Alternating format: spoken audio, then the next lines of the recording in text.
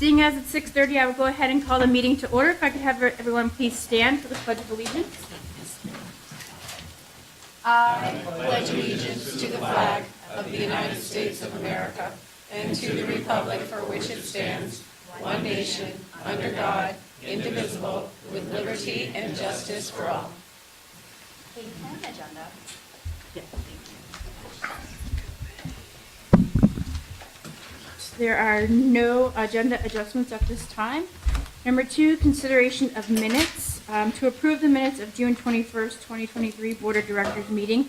And it has come to the attention that we don't have minutes for the budget workshop, so we're just going to scrap that part out. So the motion is to approve the minutes of the June 21st, 2023 Board of Directors meeting. So So moved. We don't need minutes. So moved, or somebody did. So moved. And I'll second. Any discussion? Seeing as there's none, I'll call for the vote. All those in favor? All those opposed? I'm abstaining today. We will continue to go down to number 3, public comment. Please make sure when you come up to the mic or you have a seat at the mic that you identify yourself and the town that you are from. So if there's anybody here who would like to make a comment, I offer you to do that opportunity now. Thank you.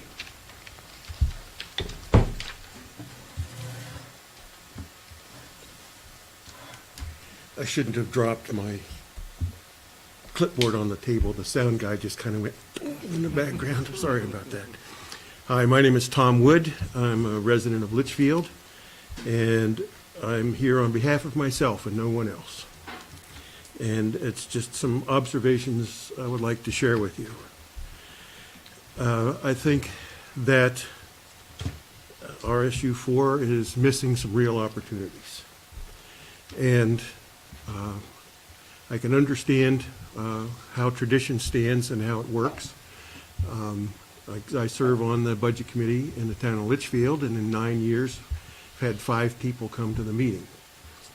Okay, and so everyone seems to have a lot of opinions that they'll share with me at the transfer station or in the store, but they don't come to the meetings. And so I'm here as a member of the public, fully recognizing that the public is really frustrating because we only pay attention from time to time and only in some narrow band that we're interested in. But I urge you to overcome that. Okay, I've seen the proposed changes to the budget for the reissue, and it's not unlike previous budgets. It's long on what the numbers are, but very short on why the numbers are.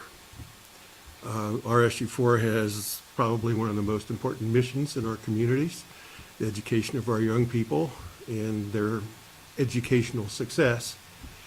But we don't hear much about that, about the mission. Okay, I'm a number cruncher, and so when the budget comes out, I can crunch all over those numbers, and I appreciate that. But what we need to know as the public is why. Okay, you're facing huge numbers of challenges. Mandates, federal government, state government, changes in society, changes in expectations, changes in technology, and the school needs to adapt to all those things.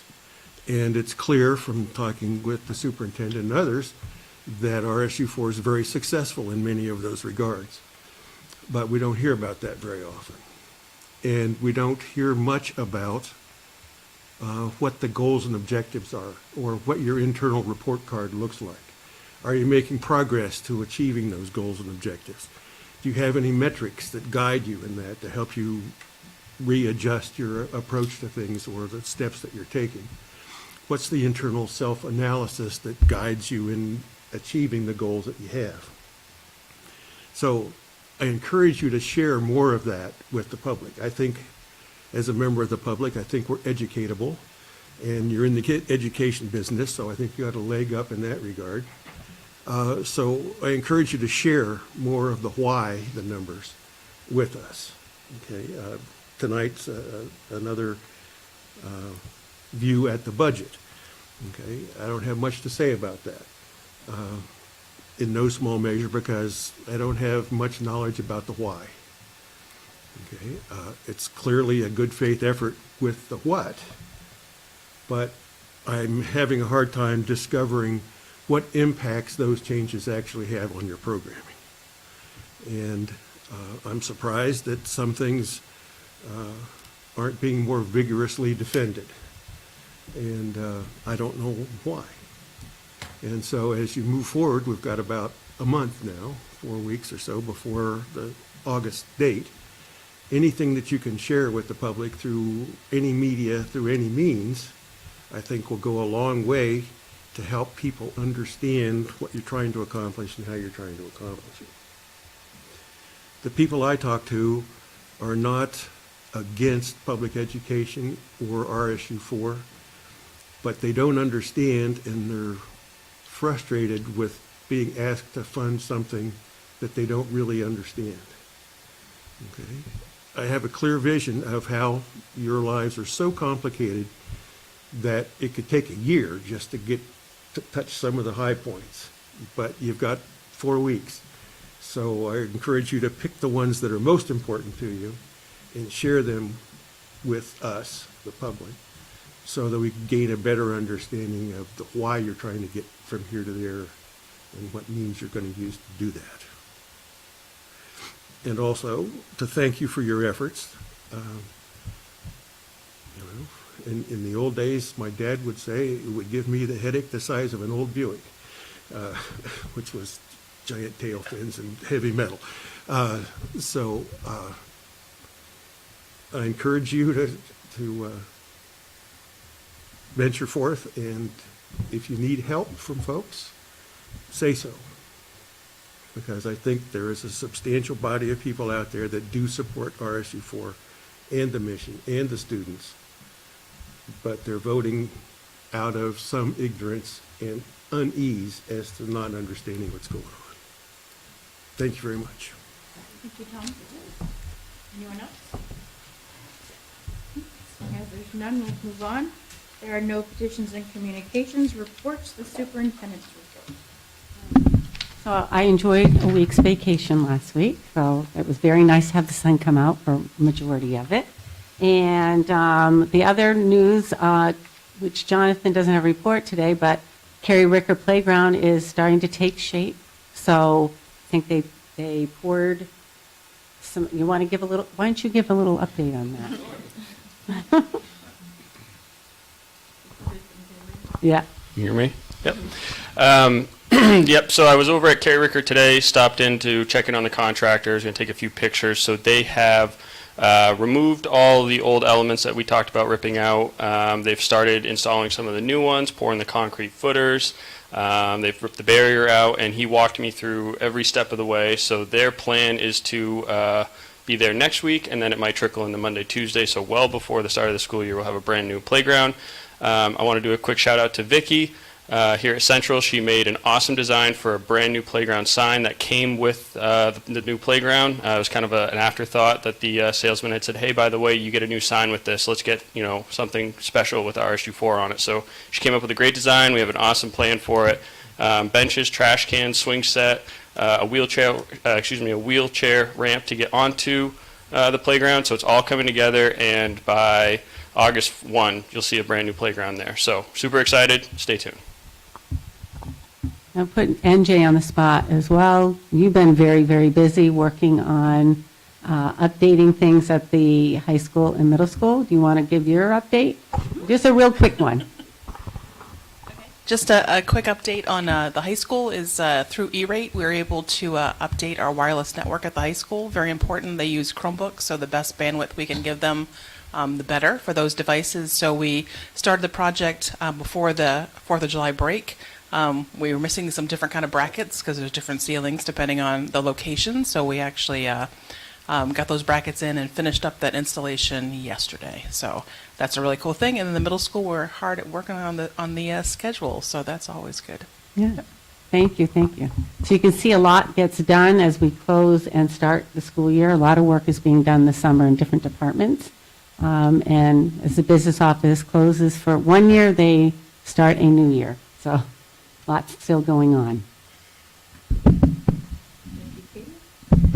We will move down to old business to continue the discussion of the 2023-2024 school budget.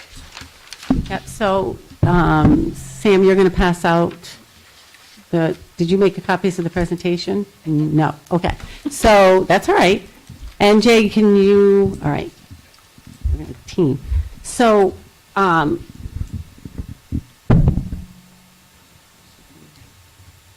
we're going to review a little bit, and I'm also making a proposal this evening.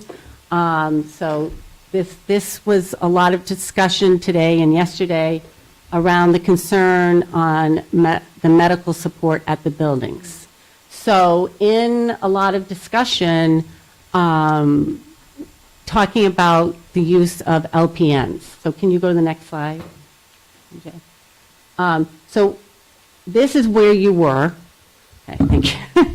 So I have to keep, now of course, if I hit it correctly.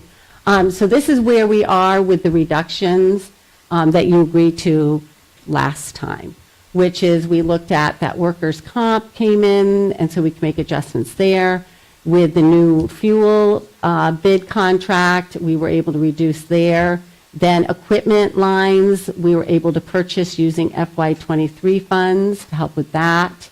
Then the maintenance supply lines, the repair and maintenance lines. So all the things that were considered, the Verkada Key was a big discussion, and we were hoping to have a grant to help fund that. So that's still going to be in the works for next year as we look at that grant funding. Then we had MELMAC grant able to cover PSAT tests, so we reduce there. Central office supplies. So a lot of these lines we're looking at, can we do with what we have and limit what we are going to purchase for next year and still be able to provide the supplies we need for schools and all the departments. So you see those lines with technology, guidance, the building-based reductions. We reduced tuition reimbursement. So recalling on that one, we had this year $25,000 in tuition reimbursement and went well above that and had to use a lot of grant funds that we had and money in the curriculum instruction lines. So that we went from $25,000 to $75,000. You reduced that to $65,000 based on a survey we did with what staff anticipated taking for courses this coming year. And then we looked at 2 open positions, which was the EL, English Language Learners Ed Tech that has been open, and a special education Ed Tech position, leaving us still with 3 special Ed Tech positions to fill. And then we moved, this was the big one, and we had a lot of discussion last time, and it kept thinking, and people were bringing up concerns, which is the ARP funds. And as we know, we won't have ARP funds after next year, so we have to kind of be thinking through how are we going to mitigate some of those positions that are in there.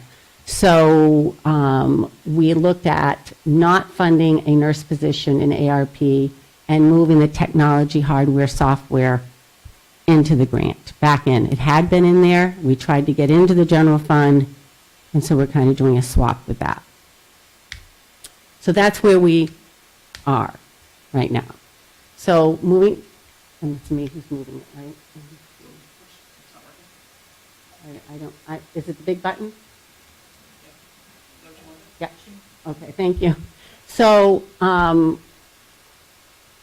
recommending adding a licensed practical nurse, which is an LPN, instead of an RN. So an LPN, and I was looking online around making sure we understood what an LPN could do. I'm looking at you, Scott, only because my body is facing your direction. I would be looking at everyone if I was over there.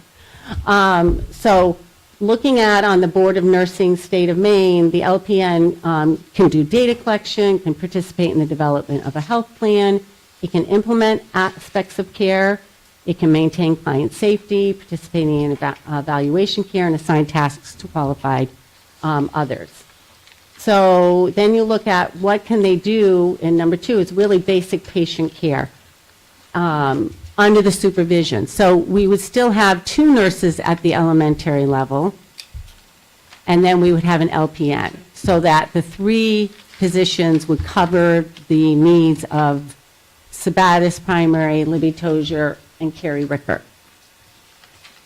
And then what they really can't do is diagnose medical conditions and prescribe medication. But other than that, they can do the daily, following, giving out medication. That's part of a health plan, Band-Aids, take temperatures, call home, they can still do that. And then if they ran into something that was concerning or something was happening, they could call a one of our nurses and consult with them and say, okay, this is what's going on, and the nurse would step in.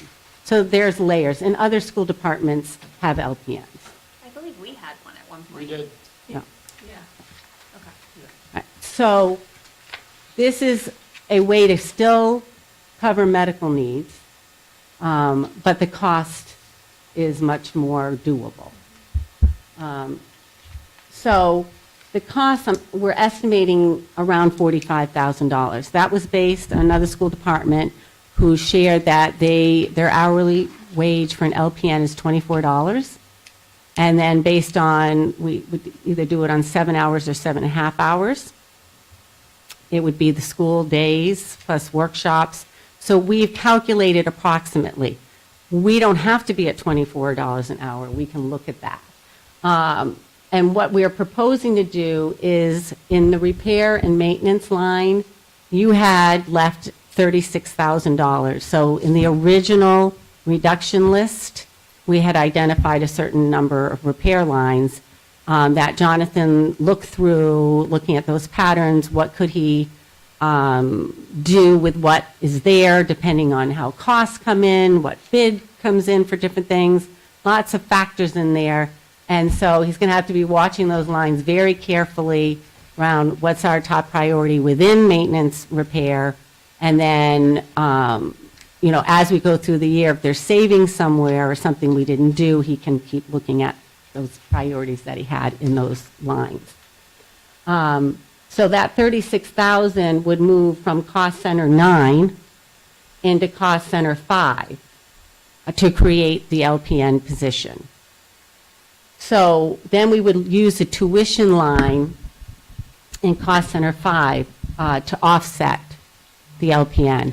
So I don't want to say, well, the tuition is going to be reduced this much to meet the $45,000, because we're not sure where, this is all approximate. If someone doesn't take insurance or someone does take a certain insurance, where we end on the hourly wage and those type of things. So there's some flexibility that those lines are both in the same cost center. So we're having $36,000 added to cost center 5, and if we go and use tuition line to offset the difference. So we're at $65,000 in tuition. I don't see it, if worst case scenario would be around $50,000 in tuition, which is still double what we had in the lines from this year, okay? So that's what I'm proposing in order to support, the students at the 3 schools, the administrative assistants that are working with students, coverage when someone is out. I think this is a cost-effective measure to still cover, and it doesn't change what you've reduced to the budget. You left some repair and maintenance dollars in, so I'm moving those into cost center 5 instead. Up for discussion. So does that 45, does that include insurance? Yes.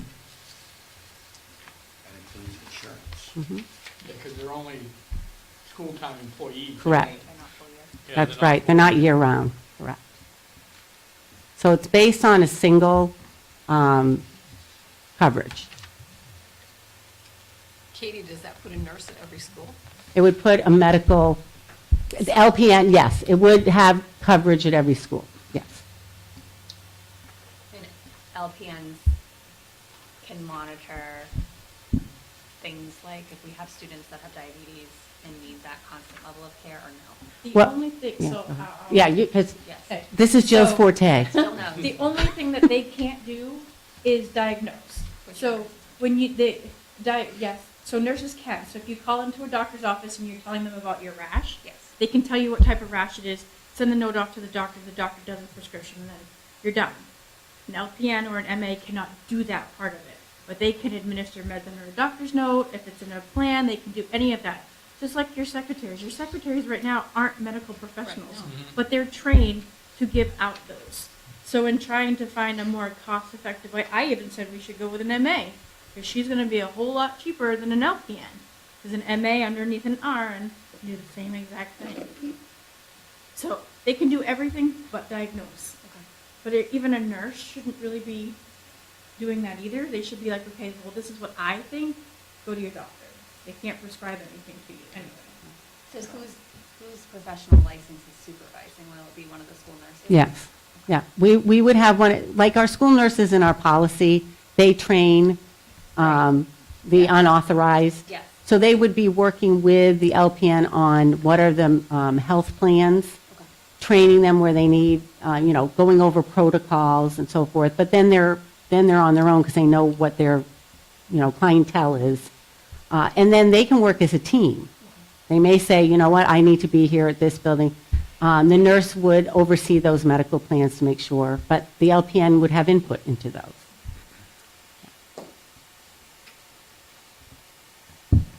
Laura? Do we know how many nurse visits there are at each school, like maybe monthly or weekly, or we don't know? We'd have to track it. I think you can track it. Yeah, they track it. I just don't, I didn't bring that. I mean, I didn't ask for them to send that in. Okay. Yeah. It would just be interesting to kind of know that maybe they go 50 times a day to a Carrie Ricker and maybe, I don't know, but.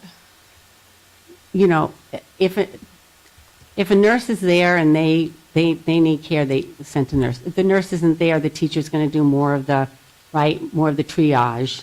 And then when they go down, then the secretary is just saying, okay, what do you need, a quacker or something like that. But if it's not getting any better, they would be sent home. Parent would come down. So it's hard to say because I think on a given day it could be quiet, and another day, whoa, right? So this is an option that you could take to make sure that every building had some medical coverage.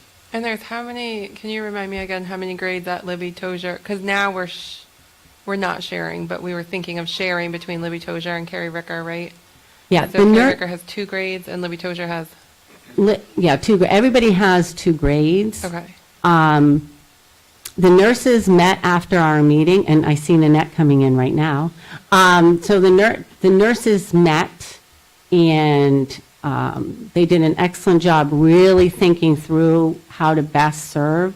So I think the nurses had come to an agreement that Sabattis Primary and Libby Tozier would be the share, not Carrie Ricker and Libby Tozier, due to the needs of the students. So I think that's where they landed, which would leave Sabattis Primary not having somebody on site each day. So this is a way to have somebody on site in a building. So if a nurse had to be at Sabattis Primary, the LPN could go over to where the nurse was. So, and it also allows, right now, the high school nurse has been covering a lot of the elementary needs when the elementary nurse is out due to what, wherever the needs are, they go. And then Lorraine's covering the high school. So I think there was some concern, too, that there would be more pressure on the high school, middle school to cover when nurses are out. So this gives us another person able to be part of the team. And then, there's quite a bit of discussion about the tuition and the right number to pick and things. And so now to see that changing again? So, Well, yeah, I can talk Yeah, to that, yeah. okay. Good. So, when the money runs out, the money runs out. So, we'd be, But not really, because it was 25,000 and it wound up being what this year? we put in 75,000. No, this last Oh, year. around 60,000. So the budget was 25,000, but we moved. We didn't move, we used money in different pockets. Right. So then for us last week or 2 weeks ago to increase this to fund it, and now we're looking at changing that again. Okay, so let's go back. Can you go back, NJ? Oh, I know where the back. Okay. Right, so where you see the tuition line, we had 75,000 budgeted, and you reduced that by 10,000 last time. That puts it at 65,000, correct? So we would take that 60, that 65 is still there. And so it would offset the difference between the 39,000 and what we end up hiring the LPN. It may, I mean, we may only be able to find, you know, a CNA or an MA, not only, but another option. Those are other options that might adjust that. But there really isn't any money there to, like, that 10,000 or out of that 65,000 bucket, you're saying what Right. offset? Yes, out of the $65,000 Because when we did the bucket. survey to the teachers and staff, they were at 66. Right, right. We would have to limit reimbursement. We have control over that. Right. Yeah, we do. So they would know where are you with course reimbursement, and we would have to keep them understanding where it is.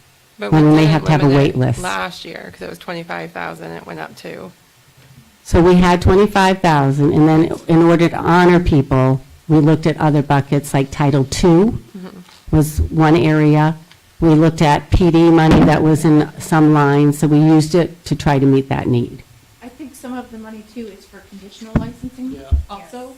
So that's where a lot of that money is going. A lot of the teachers were putting in for their reimbursement for that. So they came in under COVID conditional, and then they have to get a certification. So that's all happening right now. So I think that's why you saw such a big jump, why you're seeing that big jump, is that conditional license. They have to, after a year, is it a year? Well, it depends how long it takes How long them. it takes, How yeah. long it takes them. But Laura, we recommended in the reduction list 25,000, and you all reduced 10,000. So, I mean, wherever you move it, this was, and you could say you want to keep it as you decided last week. I just thought in fairness, if it's, there should be a discussion on, do you want to do something for that? And you might say you want to take it out of different buckets. So, 2 weeks ago, I was a supporter of keeping the nurse position in, because I firmly believe that we should have medical coverage in each of the buildings. You never know when something's gonna happen, and it always seems to be when it does happen, the right people aren't in the right place. And we're kind of rural, so it takes a little while for outstanding volunteer rescue people to show up, you know, and it is the way it is. So I support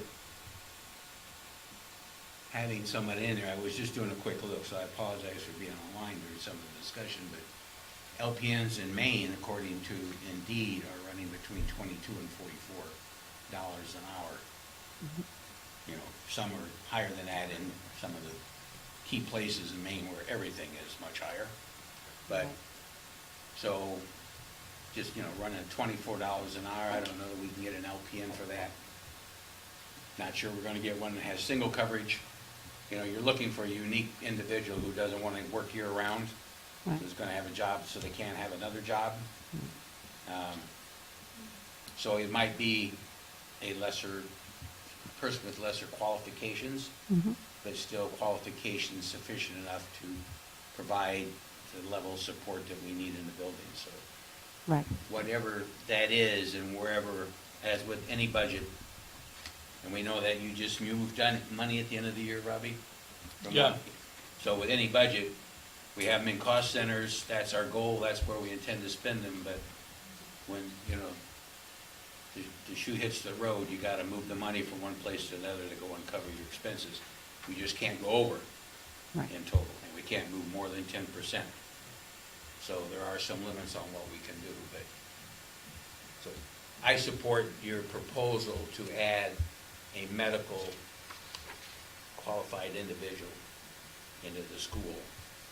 And I don't care at what level of certification they have, as long as it meets our requirements and the students in that building have medical coverage that will be sufficient for their needs. Yeah, I did. Yeah, I would support this plan for the simple fact is that I agree with Bob, every time something happens, somebody's not in the right spot, and at least we would have somebody to cover and to ask a school secretary or administrative assistant.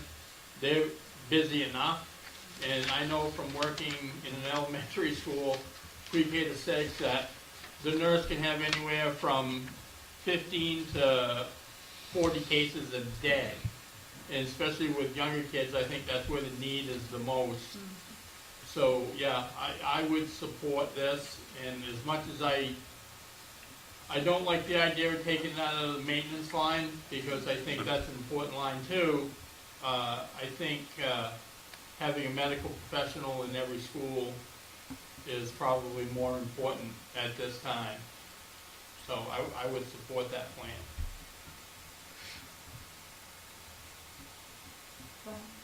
I'll throw one thing up to the wall, is that if tuition assistance reimbursement is an important line item, keeps our staff up to speed and qualified with their certifications.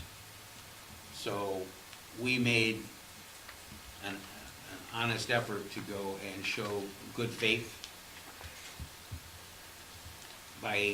and we looked at two different numbers and we kind of came out in the middle of those two numbers for reductions. Would we consider the bottom line not being 368, but 342 or whatever, 45,000 less is? I think it's, it would be keeping the tuition assistance line of where we moved it to 65, but it would be adding in the 45 for the budget for the healthcare positions.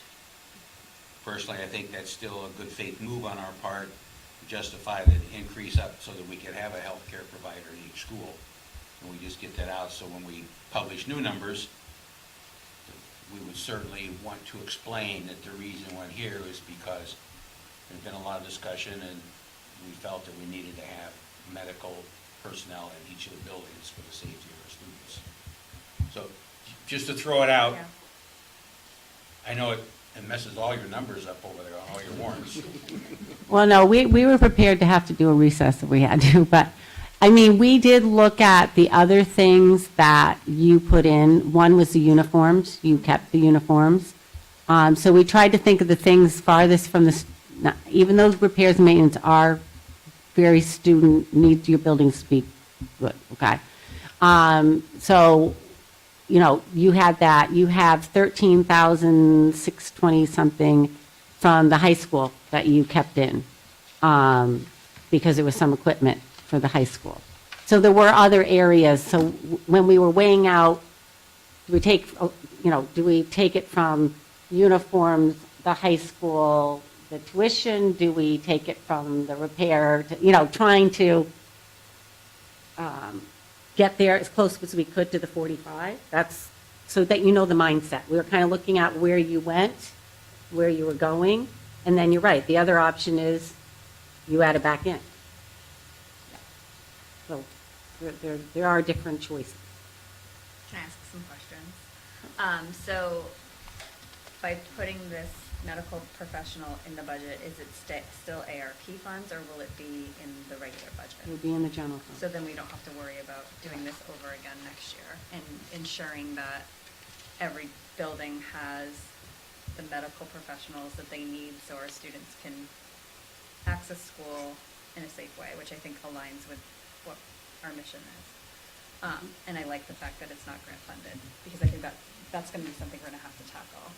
Right. But also, back to the course reimbursement, that also has a direct impact on our students because of, one, licensing. Like if a teacher doesn't do what they need to do for their conditional licensing, we're gonna have to find new teachers. We know that to bring on a new teacher, it's not just their salaries that we're paying, it's all of the unspoken costs in terms of training and orienting them to the district and all of those things.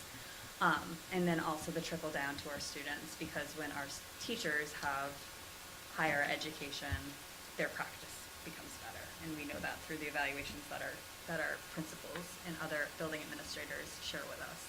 So that's tricky to think about cutting that in my brain. when I think of things like the uniforms, like, yes, they'd be nice, and I remember hearing that field hockey is in dire need of that. But when I think about priority in terms of students having access, the nurse, or whatever initials we land on, is priority in my mind. I mean, you can look at, in big picture, cost center 5 is also the uniforms. I mean, it's saying to yourself, can we cover this, Samantha? Go ahead. 4, that's right, it's 4. Thank you, thank you. Anyone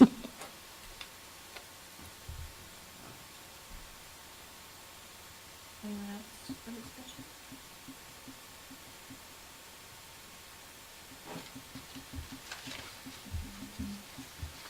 We need to keep talking until we're in agreement on what you're going to.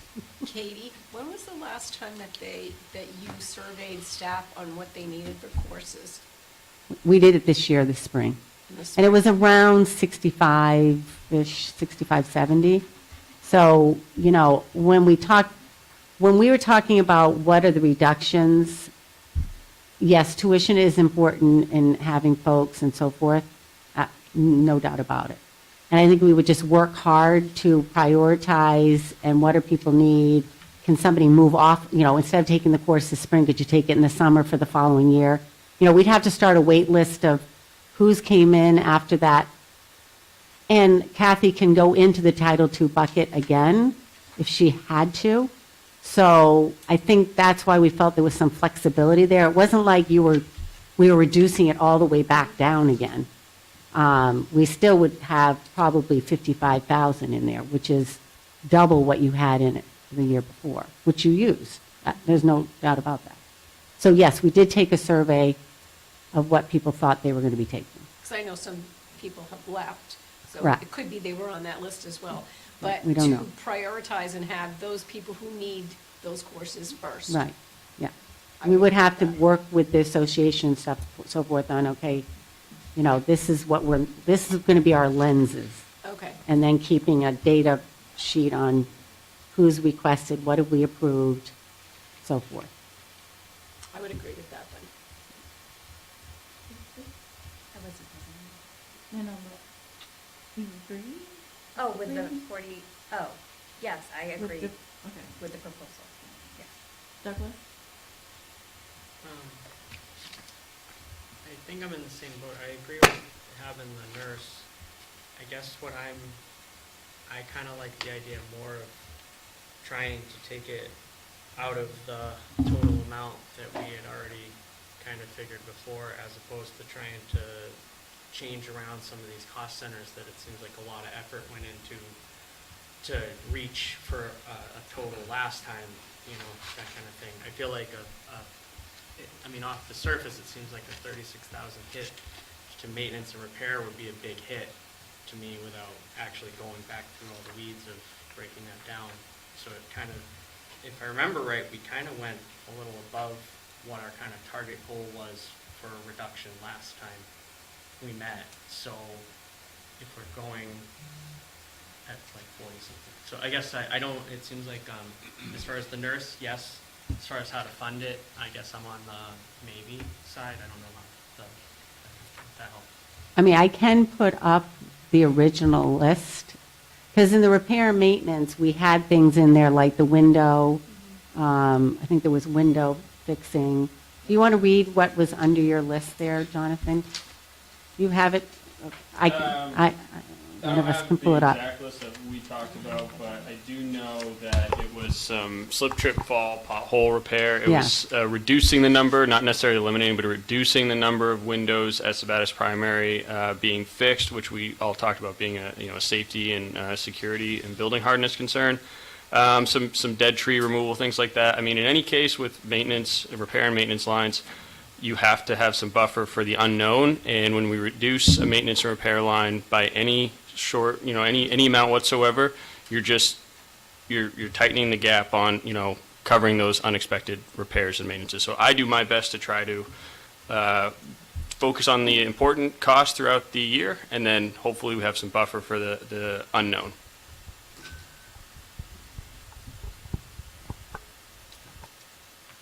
Yeah, so any of the maintenance lines that we defer, they're coming back next year, Correct. and probably at a higher cost. So Correct. not are we going to have to find the funding for the ARP funded stuff, or the ARP funded stuff. We're going to have to find the additional funding for anything that we postpone from this year to move, kick it down the road. Correct. So, I've been on this for a while, and I've been around my own life for a while, and maintenance delayed is a problem going to happen. And some of those things are safety issues that probably should have been taken care of already, and has been delayed for budgetary constraints. And don't get me wrong, I fully understand, we can only ask the taxpayers to pay so much. But when it comes down to safety, we really have to ask for it, and if they decide not to give it to us, then we have to find out and react then, and come up and do the best we can with what they give us. But I think we owe it to the communities to give them what we believe we really, really need in order to operate the school system and give the children the best they can, best education possible for the amount the taxpayers can afford to pay. And so I think our job is to present a budget that we hope that they will buy. They didn't buy the last one, that's fine. We didn't get a new number out of the budget meeting, except for the special ed reduction. That's the only one we got there, and it got turned down to referendum. So we didn't get a new number from the referendum. So now we present a budget that we think is a good faith. We've cut a lot of stuff out of here that was there that, but I don't really like to cut any more out of the original lines that we had than what we agreed upon 2 weeks ago. So, I think that the honest thing to go and do is to drop from the 368 to 323, the total cut, and put the 45,000 for this position. And it could come in lower than that, but we won't know until we see what we hire. As with any budget, it's a goal. It's, it's a target, and you try and hit it. But, so there might be some savings in the long run, which carries over. We don't waste it. So, I just want to make sure that, these repairs are something that we're going to have to do. And, it just means that much more next year's budget in repair line, plus the new stuff that comes up that has to be repaired. Brendan, your thoughts? I would support adding the position, but I agree with Doug. It's a little fuzzy about taking more out of the maintenance and stuff like that. I think it's going to cause a bigger problem. I would support, like what Bob had mentioned, bringing the total to the 323 as opposed to taking it out of those other cost centers, personally. Scott? No comment. Laura? I think we've sat, and being new to the board this year, but I think we sat through a few meetings where we talked about how important the maintenance is and not to defer it, and we've been in the past. Do you have, John, any examples of items that were deferred in a budget and then wound up costing a substantial amount the next year, and what those were? Maybe 2 examples. Yeah, and I came in March of '22, so the budget was already created for me, so I didn't get the chance to see what needed to be done, try to put it in, ultimately get deferred, and then it costs more this full budget year that I've been here for. I can tell you a perfect example is the Oak Hill High School freeze-up. Granted, the new wing, or what we call the new wing, didn't actually freeze. Jay at the time, head custodian, and I were stuffing insulation 2 nights before in that wing to try and keep it from freezing. It was called upon to be insulated a number of years ago from Andy, the old superintendent, had told me. So we never got around to it due to, I'm guessing, budget constraints. The first night that we had to freeze up, that hallway was 40 degrees. It was waiting to be burst, and I'm fearful that if we don't do things like that, that's one example of many. I'm fearful that if we don't do things like that and we defer them, we're going to have larger Yeah, but we don't really know that was an item that was deferred before, right? And we also get it covered by insurance, but So it doesn't. Quite a headache, I will add. Right, a headache, yeah, and at the sure, expense- but when And we're at the expense talking of 3 numbers, weeks right? that we had to shut the school down too, and Yeah. that was an expense at the students, and ultimately an impact on the students. So, Sure. maybe, I don't know, Robbie, if you can speak on anything on Well, the I can maintenance tell you side. the boiler at Libby Tozier, Yep. That the was roof pre- at Sabatis. So the boiler at Libby Tozier was presented what year for a repair or a replacement? I would say we looked at that when Siemens first took over our maintenance contract in, I want to say that was 2001? 2001, 2002, And then we had to replace, and it cost, 250,000, Jonathan? This one that we currently have, I can't give you an exact number, Yeah. but it's 6 figures. Yeah. yeah. Significantly because more rate is very than expensive. what it would have been 10, 15 years ago, Yeah. So if it was presented in 2001, we replaced it when? 2022. 2022. So if we would have replaced it in 2001 when it was broken or needed to be replaced in 2001, Yeah. but 21 years And later, that's not counting Right. the expense that we had maintaining it Yeah. that whole time. yeah, just trying to make sure that people may be Yeah. listening or, I yeah. don't think it was 2001. Oh, okay. We weren't on RSU yet. Oh, that's right, 2009 or 10. That's just about when I'm It's winning. capped because 9 or Yeah. 10. Yeah, Litchfield would have been looking to Litchfield buildings Right. independently. yeah, sorry, it was 9 or 10. Yeah, no, that's okay. The Libby Tozier roof, doesn't that need to be repaired or something? Wasn't that leaking? Yeah, the subject matter experts, our roofing contractors said, based on our preventative maintenance schedule that we had, that that roof should really be replaced in the next year or two. That's 6 figures, that's $325,000. That's pretty difficult to come up in regular budget, so you're talking about a bond in essence. And if we don't do it, won't that cause structural damage underneath the leaking roof? Yeah, so you already have leaking roofs. We had some heavy rain, obviously, this past spring, as we all remember. We had water leaks inside of the building. We saw those, and those are leaking into our cafeteria or gym. But what you probably don't see is that the slow water leaks that don't make their way all the way through through the ceiling onto our floor are rotting any substructure that's there. You can look at the whole outside of Libby Tozier, and I don't mean to pick on that one school right now, but just we brought it up. I mean, all the fascia boards, all the woodwork's rotting away. You can poke your finger through it. It's a ripple effect. You don't fix one thing, it affects a lot of things. When we replaced the roof at Oak Hill, we got a revolving renovation fund grant for that the state picked up 60-some-odd% of it. But it still cost, the whole replacement cost, almost $1 million, for the simple fact is that we had to go in and do structural repairs because it wouldn't meet the snow load of today's standards. So we had to add beams in, we had to add, heavier plywood on it, there was a whole gambit of things that we ran into because we had to re-engineer the whole roof. And I suspect it's not just as easy as taking the old roof on and putting a new roof on, Laura, did that answer your? I don't have anything else to say about that. I do, I think what she's trying to say is that in the last few years, you're talking about year over year, if you defer things, a huge increase, but that's because of massive inflation. 10 years ago, we may not have seen such an increase of just deferring something over a year. And we don't know what's going to happen next year or the year after. The economy could straighten itself out, and these repairs we're deferring could be a minimal increase, if any. Right? I mean, is that kind of what she was...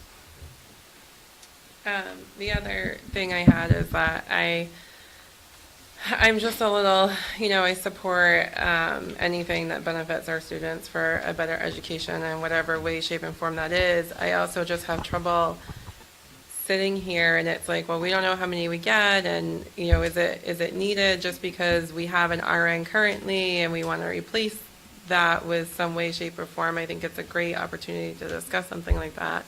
It's difficult without some numbers because I am a little bit of a number geek. But I think that I would support it. I don't support taking it out of the staff and student support line. I think we could probably find someplace else. And I am a little bit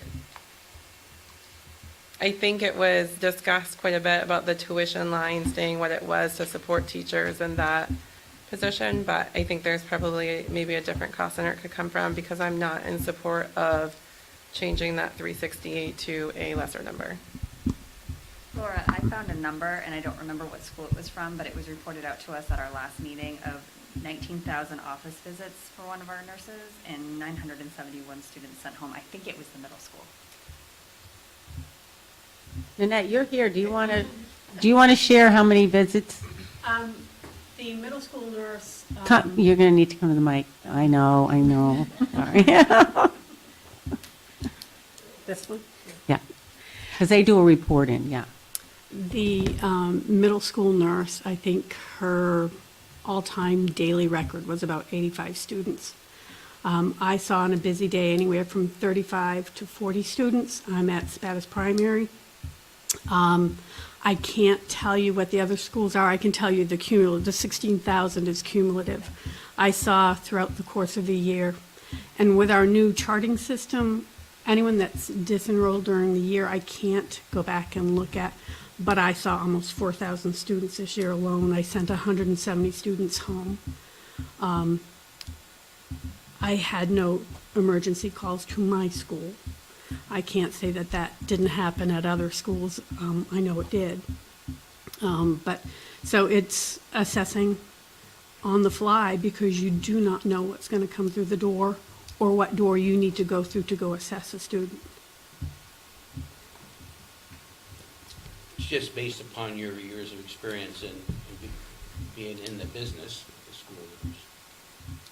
What would be your best guesstimate on any school's minimum daily load? So for the school, we're talking about here, what do you think would probably be the daily load for nurse calls on average? Well, you have scheduled visits. So you've got scheduled visits of students that you know who have medications or treatments that will be in. And some of those can be starting at 20 per day. And that doesn't include the, I've fallen, I've got a bloody nose, I was sick on the bus, any of the other things that we see during the course of the day. But I know my daily scheduled visits were between 12 and 15. That's before any of the other cases that I would see. And again, it really depends on the acuity of what you have for students.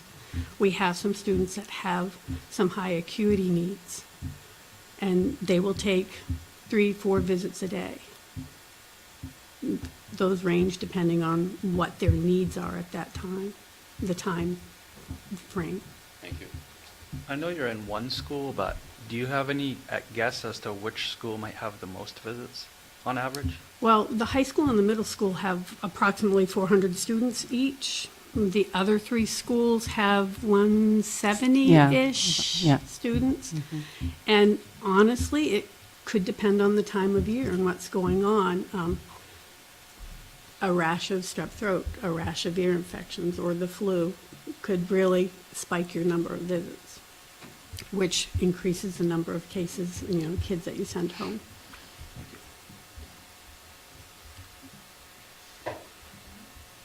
Thank you, Nanette.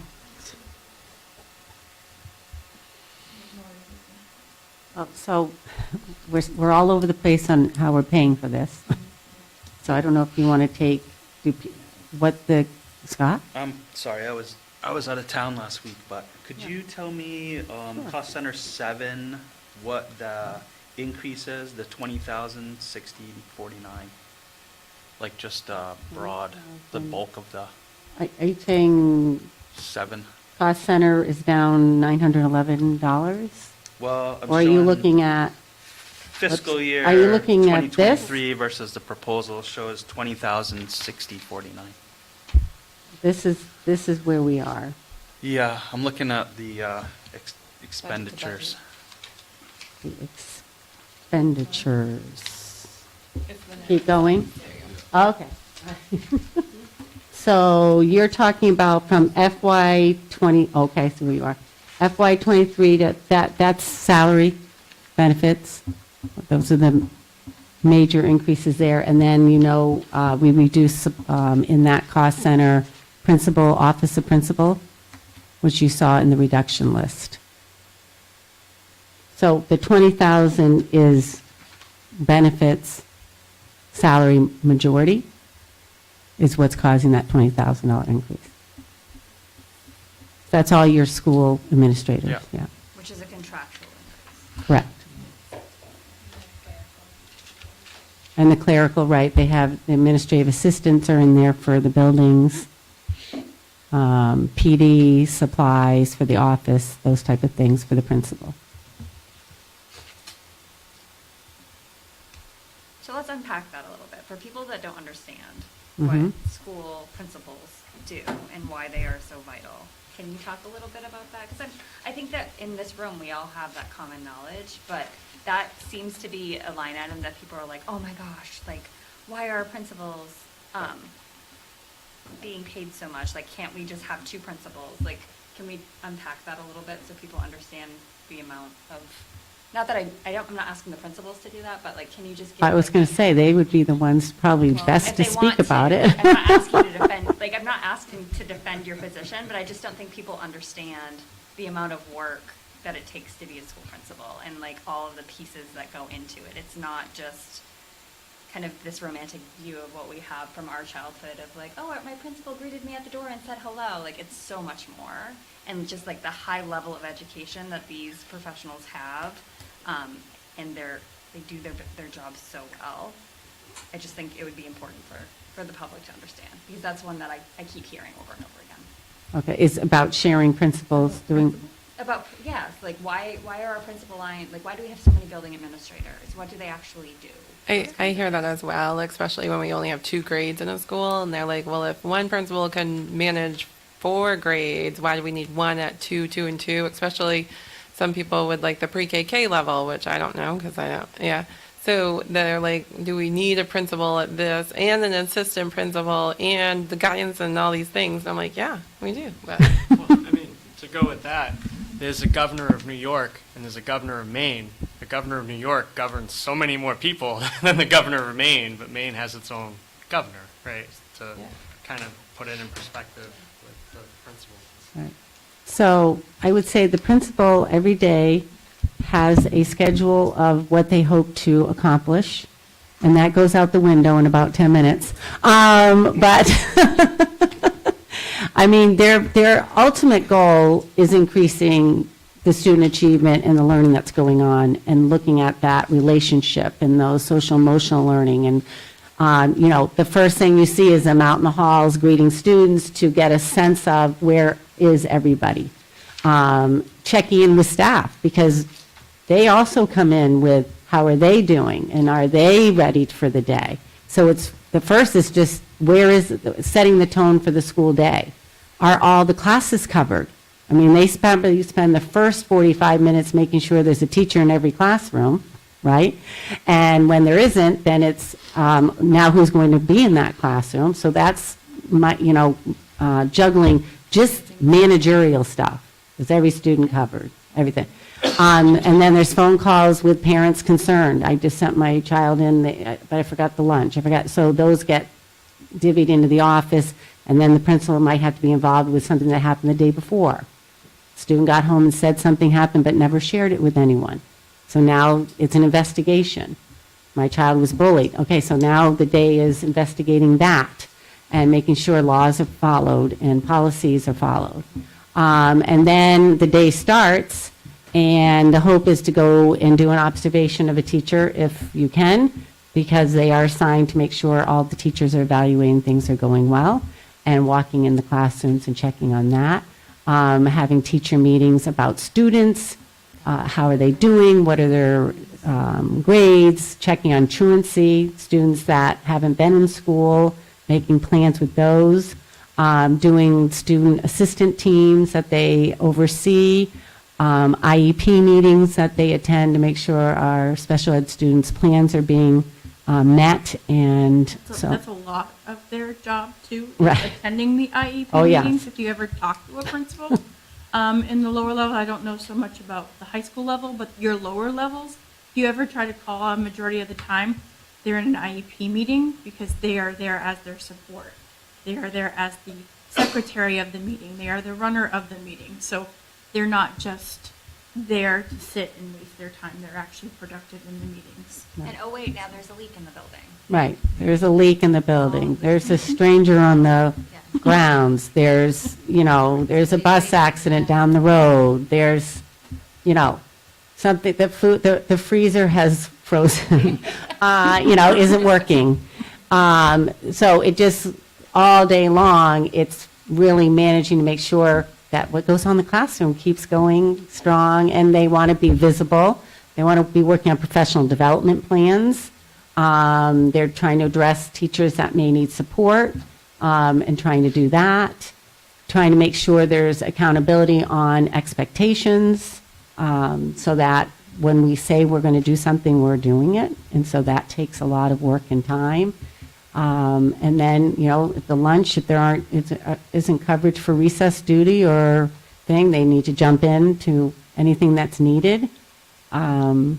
And then there's meetings with administration team, with me, once a week, twice a week. They check in with us around what they're doing. So there's a lot, as you know. Meeting with teachers after hours, exactly. And not Yeah. every school has a principal and an assistant principal. So at Libby Tozier and Carrie Ricker, those are shared. So if the principal's at Carrie Ricker, the assistant is at Libby Tozier. If the principal's at Libby Tozier, the assistant is over at Carrie Ricker. And at Sabatis Primary, it's only going to be a principal. Right. She won't have an assistant. No.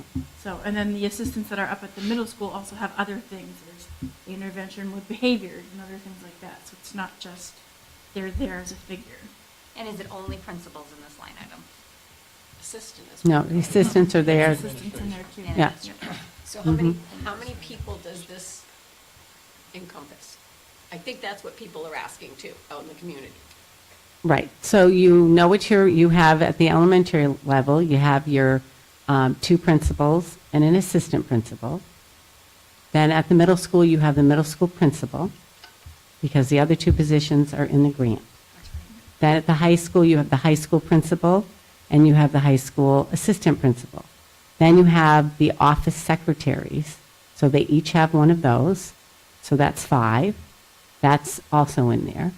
And then you have anything connected to those folks, their benefits, anything with that. And then you have anything with their professional development, their travel, their office of the principal is in there. So you might, so those are the lines that make that up. Don't take this Scott. personally, but I'm not being personal. from what I hear from the public is, why do we have a superintendent and an assistant superintendent? I think they look at the salary lines of those two positions and they see that's the biggest place where we can cut. I mean, those are the largest salaries. So, and I never see any cuts proposed to that. We talk about cutting ed techs and nurses and all these other critical positions, but at the top is where we have the biggest amount we could actually shave off the top, but I don't see those proposals. So I just personally think that maybe we should look at something like that. Maybe not this year, but making a change in that regard. So how I've answered that when I've been asked, because it's the truth, is most districts have at least 2 people. You can give titles any way you want. So if they don't have an assistant superintendent, they have a curriculum director. We don't have a curriculum director, we have assistant superintendent. And I believe that's what the title was before. Mm-hmm. And so calling an assistant superintendent allows flexibility if, God forbid, something were to happen to me tomorrow. Then you have the assistant superintendent can roll right into the position. So I think, Scott, you're saying similar. What does the principal do all day? What does the assistant superintendent do all day? And what does the superintendent do all day? And so... Assistant superintendent's only 10% of her job. Right. There's a lot of, exactly, the curriculum, overseeing the Title I grant, overseeing the evaluation system, overseeing coaches, checking in with buildings, homeless liaison, affirmative action officer position. So all day long, there's things that have to get done. There's reports that have to be done for the state. We have a lot of reports that have to be done, meetings that have to be attended. You know, it's all the bureaucracy that is pushed down. So if there was less bureaucracy, you probably could have less positions. I'm all for that. I still don't think that we're at any position where we can say where we're gonna cut, what we're going to do.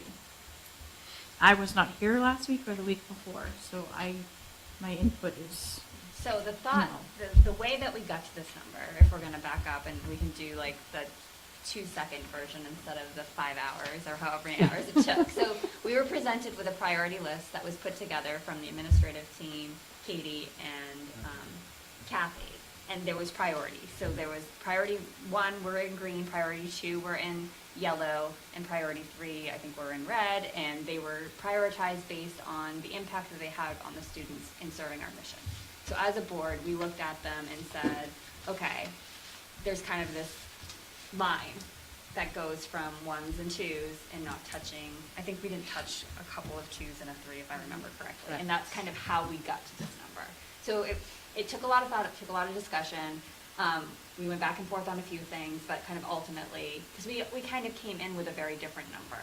But like as these priorities were presented to us and we thought about how it would directly impact our students in the function of the district, this is kind of where we landed. So that's how we came to this number. It wasn't magic. It was very thoughtful and kind of we went through what was presented to us, trusting our building administrators and the administrative team. So that being said, I don't know, like, To add to that, the impression I got from the numbers is that you went back through and asked all of them, if you could tighten the belt another notch, how much would that notch cost or Correct. move? So the numbers that we're seeing kind of gave me the impression that that was the belt, you know, we're breathing in a little bit to get Yeah, to the, exactly. where we're at. Yeah, definitely. Well, I mean, it goes back to there isn't a lot of wiggle room. Yeah. Yeah. so this is a proposal that Katie has presented. Do you accept it? Do you not accept it? Like, that's the yes or the no, right? Right. It's not a yes to this part, no to this part, right? It's either, if you're not going to do repair and supply lines, then we got to find the 45,000 in either the lines that we had proposed reducing that you put back in, or something else. And, you know, it's been said, we gave it thoughtful discussion 2 weeks ago, went down every one, discussed them several times, and came up with what we thought we could eliminate responsibly, and that came to that number. So to reduce those things that we thought really needed to remain in order to fund this position is basically, it's not invalidating, but it's saying that we made our best judgment on what we needed to keep in the budget, and now we're going to just allow some of that to go out. And that's why I threw out there that to add the 45, and that would be, my proposal would be to add that 45 back in, which would lower the reduction to 323 instead of 368. And there are going to be people that aren't going to be happy with no matter how much we reduce it, and there's going to be people that aren't going to be happy because we reduced it at all. So we have to do the best job we can at educating people on why we're bringing this number to them, and why did it change in the last 2 weeks from what the number we stuck out there that we were considering. That's why I tried to stay with the number. Right. And I understand Yeah, so that, I mean, but you're right, we'll have to things educate, that- why did the number change? the things that the board said we wanted left in there, now you're going to take out in order to fund this position that the board is saying. Right. We haven't said it yet, but my feeling is the board wants this position funded. So therefore, we said leave that stuff in there because we think it's important. And then to fund this, we're going to basically let you take it out.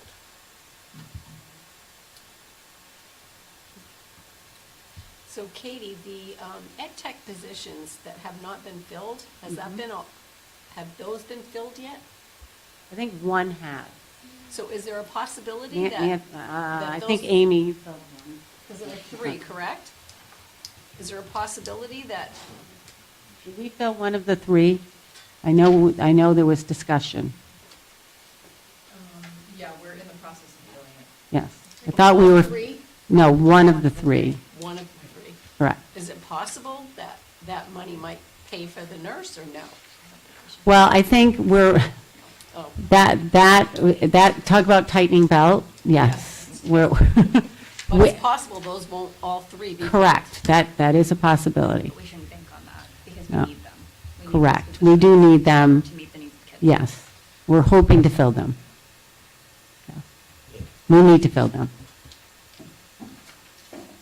Yeah, I would agree that we put the 45,000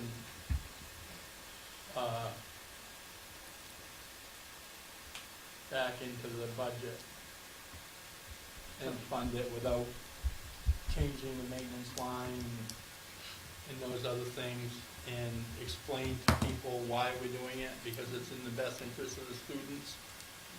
And I get the fact that if the budget gets shot down again, we're back and cuts are gonna have to be probably a lot deeper and a lot more painful. But if the board believes that that position, a medical professional in every building, is a priority, I think we need to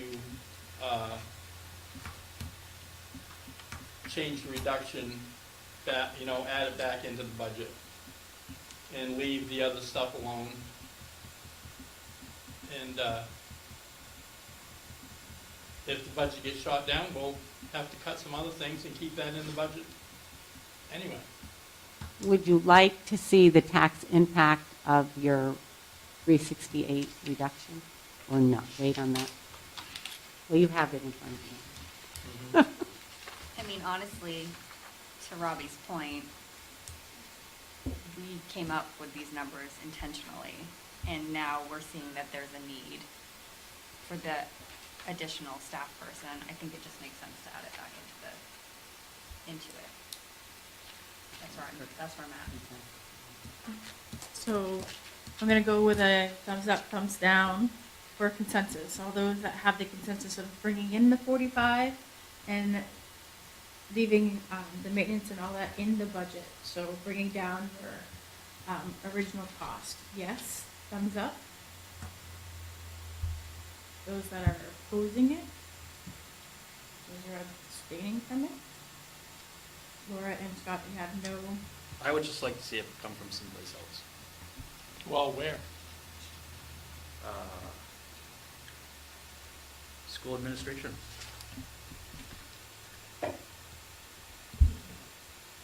Laura?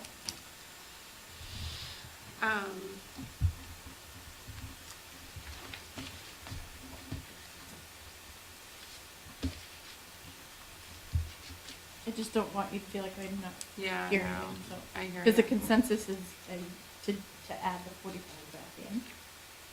So I just want to make sure that, because we all have to present a united front. Mhm. Even if you don't agree, we still all have to present the front together. So.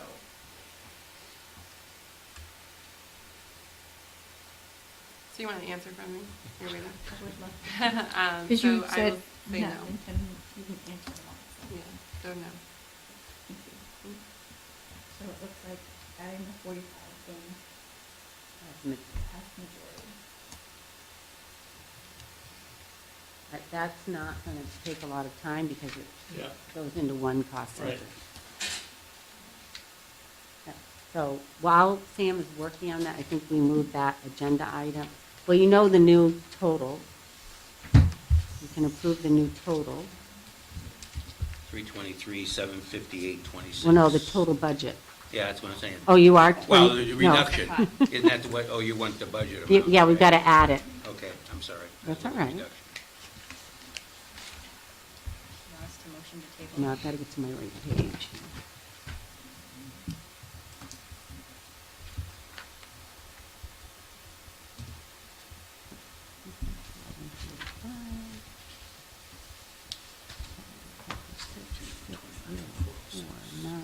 1, 2, 2, okay. I'll check my math. I have $22,129,406.56. Is what I that have. correct? All right. So that can be the motion. And then that's good. that- Can we triple check? 22. You can double check me. 406. Well, just because, No, hey, I hear you loud and clear. So it's good that the warrant isn't deleted. It's a long one, so it's good for me. Double checking, people double checking? I am double checking. You've got the same number? Sharon, do you have the same number? Yes. Same. Okay, good. Sharon's got it. All right. Okay, so you can make a motion for that number in the next one. So 6.2. I make a motion that we approve the 2023-2024 school budget in the amount of $22,129,406.26. 56. 56 cents, sorry. I'll second that. Any discussion? All those in favor? All those not in favor? Okay, and I will abstain on that vote. And we'll make sure we get the calculation when we get that. All right, now we can. 6.3, to approve the second reading of the following policies. EBCA Comprehensive Health and Safety Emergency and Management Plan. So moved. Second. Any discussion? Do we have the revisions, like the revised version? Because I only have, oh, here they are, never mind. Yeah, they're in the, Yeah, this is second reading, Scott, that's why I Yeah, don't. no, I got it, I just didn't. Okay.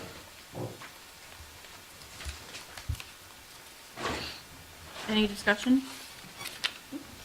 Seeing as there's none, I'll call for the vote. All those in favor?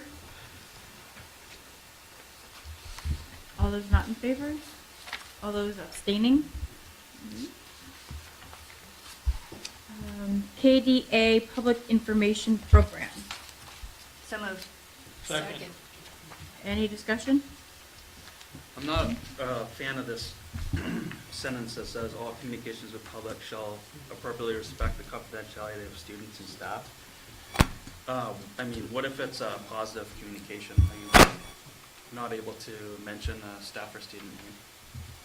Well, I think this means respect the I mean, if it's something that has to be I know what you're saying.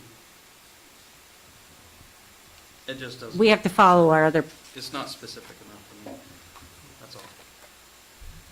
That and as, technically, I mean, as a public employee, I mean, that information's available to the public anyway, so I'm not sure why we need to. Not keep it. everything is public. No, Not everything. I no. understand not everything, but respect confidentiality of staff and students when necessary, when,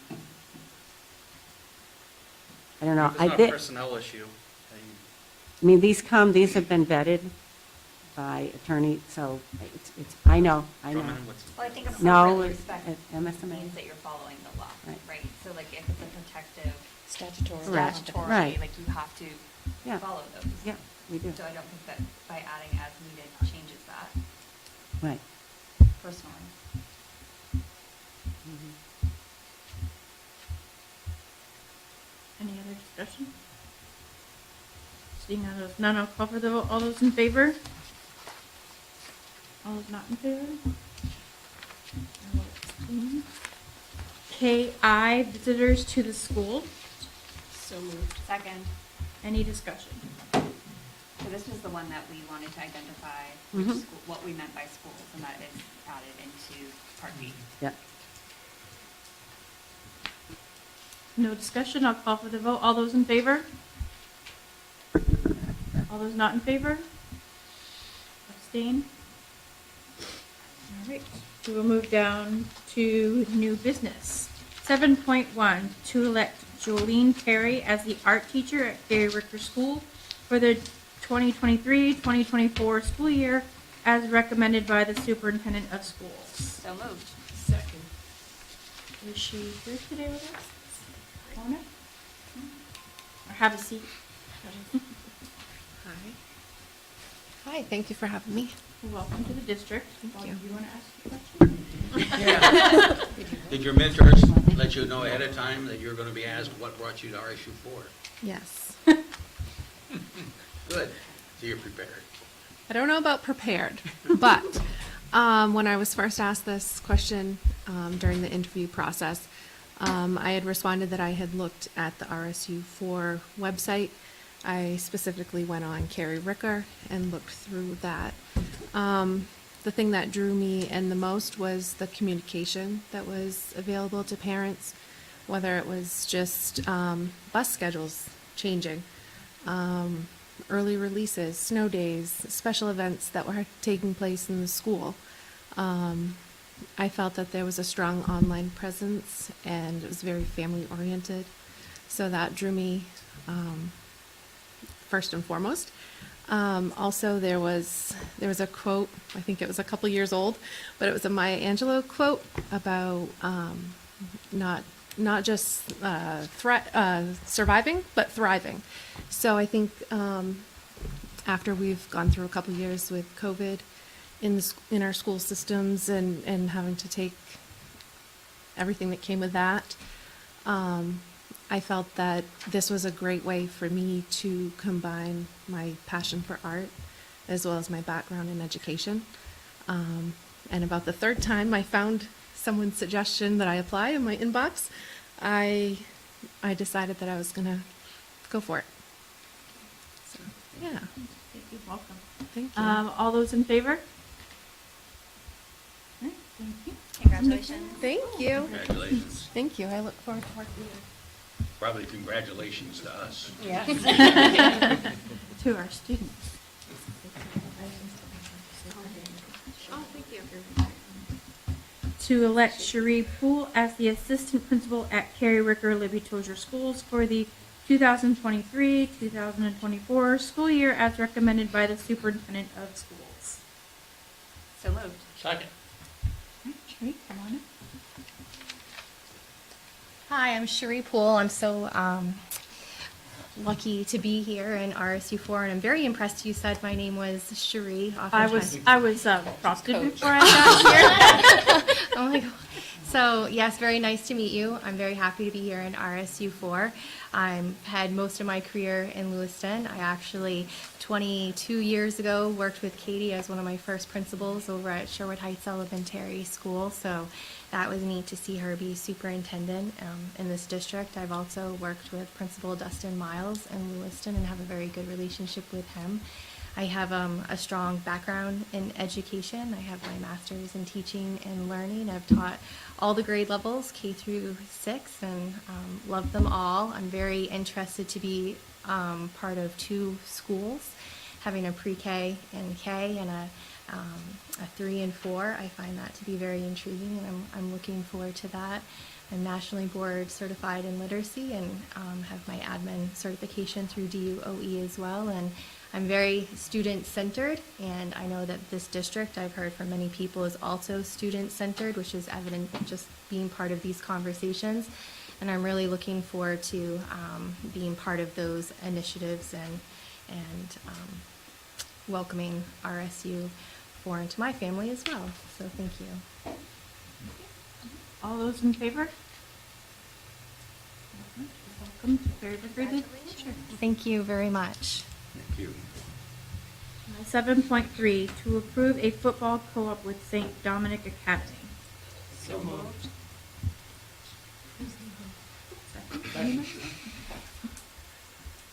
Do you want to tell them a little bit about it, Brian?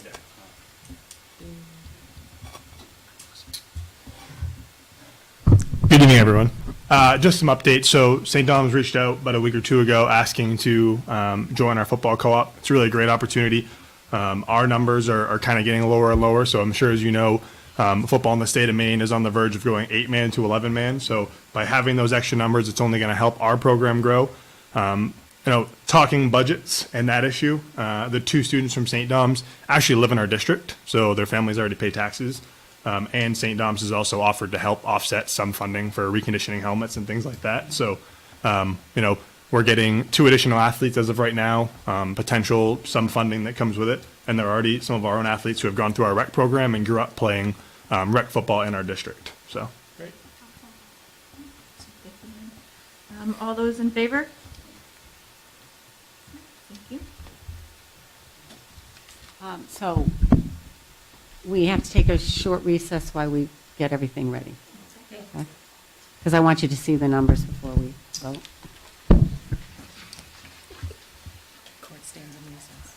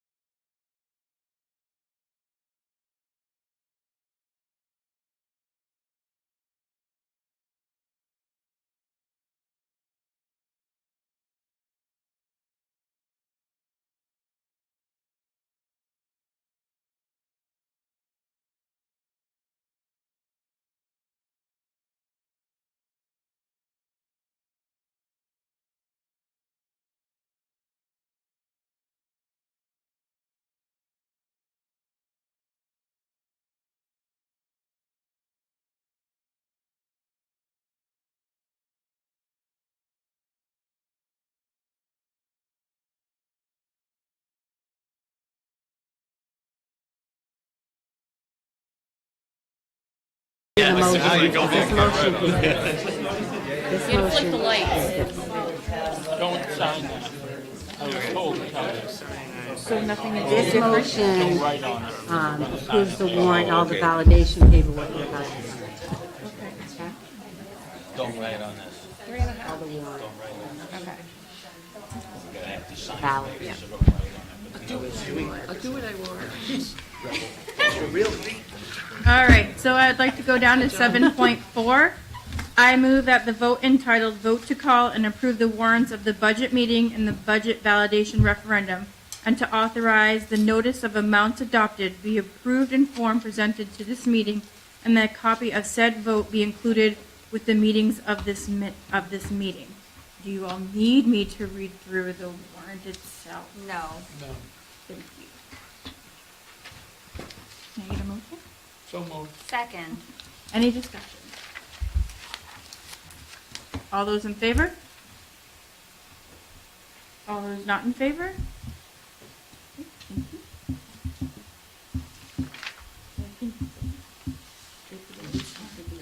So in that paper, just at the end of the meeting, you have to stay and sign everything.